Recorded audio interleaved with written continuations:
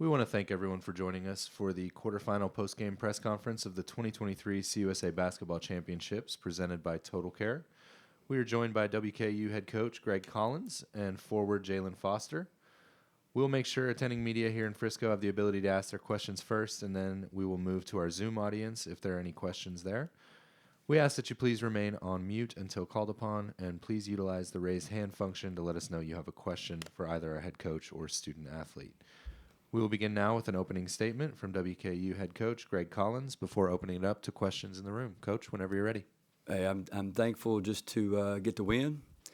Sometimes you need a little luck on your side, and so I know that Diamond DeShields is a great player, and she had an open look that she probably makes. Denham. 90. What did I say? Diamond. Oh, my bad. I'm sorry. That's her sister's name, Denham. I apologize.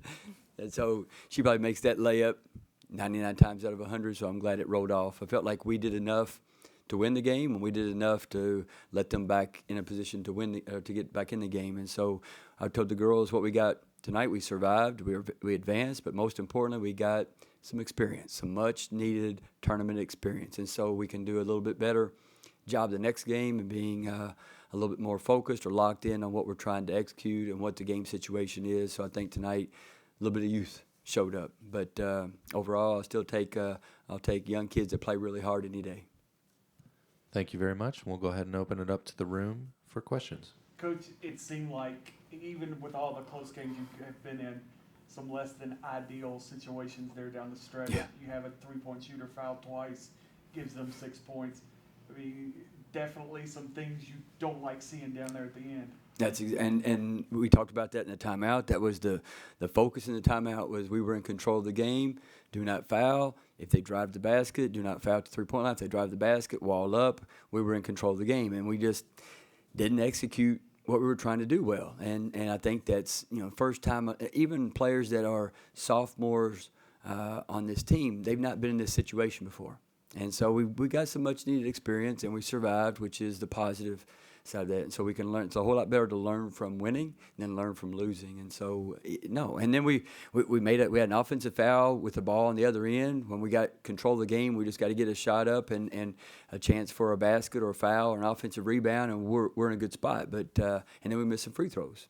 So there's a lot of things that we did that are correctable errors. And yes, we did not handle the end of the game well at all. But it's a resilient bunch. And they've been in these situations before, and the one thing that they're strong in is believing they can find a way to win. It kind of goes right into my next question, Jaylin. As many close games as you guys have been in this year, how much do you think that kind of helped you guys down the stretch to ultimately find a way to win this? We're fighters. Like, no matter what. We could be down, we could be up. At the end of the day, we know how to fight, and we know we'll never give that up. We may not make shots, we may foul. We may have those two fouls at the end of the game, but we still know how to fight and close out with the game. I think you guys had like 10 steals there in the first half. You were very active, kind of what you were doing, but they were managing to kind of hang around.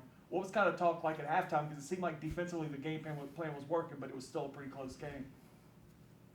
Tell me what the talk was at halftime. The talk at halftime was rebounding.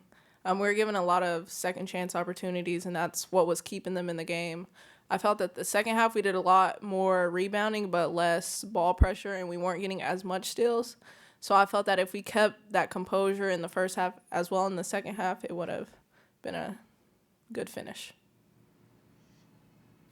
Coach, you mentioned that. I mean, the rebounding has been kind of a thing all year, and it did seem like you guys did a little bit better job there in the second half. We did better. The first half was awful. I mean, they had 10 offensive rebounds. We had 9 defensive boards. We were getting beat on our own end. We weren't boxing out anybody. And so that was really – at halftime we had 10 steals. I think they had 13 turnovers in the first half. And so we were doing the things that we needed to do with the exception of finishing the playoff with a defensive rebound. And actually that's every game, Jaylin can tell you, every game, the most important thing, the number one thing on our board about offense begins with a defensive rebound. And so we hammer on that, we work on that. We still just aren't very good at it yet. And so we just have to keep plowing forward and keep trying. And so, I give the girls a lot of credit because despite that, they still play aggressively. They get in passing lanes. They disrupt other teams. We come up. We're one of the best teams in the country in forcing turnovers and getting steals, and that makes up. That gives us.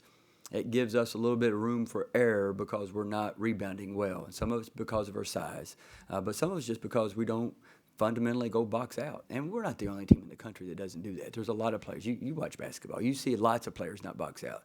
But if we're going to be successful at a high level, we've got to be able to box out on the defensive boards at least. Good balance, too, with 4 players in double figures. That had to be good to see. Well, and you see our games. That's kind of typical. It's atypical for us to have one player to go get 28 or 30 points. Really, for us, it's much more balanced scoring, and it even shifts. Jaylin shot the ball well in the first half. I think she was 4 for 6 from the field in the first half, and it shifts within the game.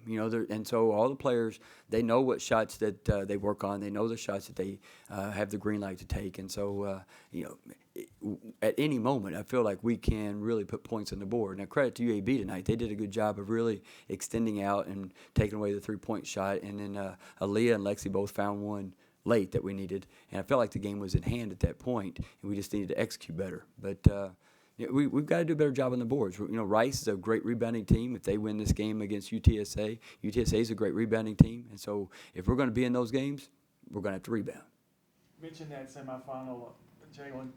How now getting a little bit of rest and having one game under your belts here, how much does that maybe kind of help your confidence for you guys going forward, knowing the challenge that lies ahead tomorrow night? I think it's a plus. We're able to play on that court once, so I think we're more comfortable and ready to get it going, and there's no time for those mistakes, or we may not come out with a win. So we have to stay strong and take whatever team we get and stay composed and come out with a win. All right. Thank you both so much for your time. We Thanks, guys. appreciate it. Thank you. Congratulations and good luck tomorrow. Thank you.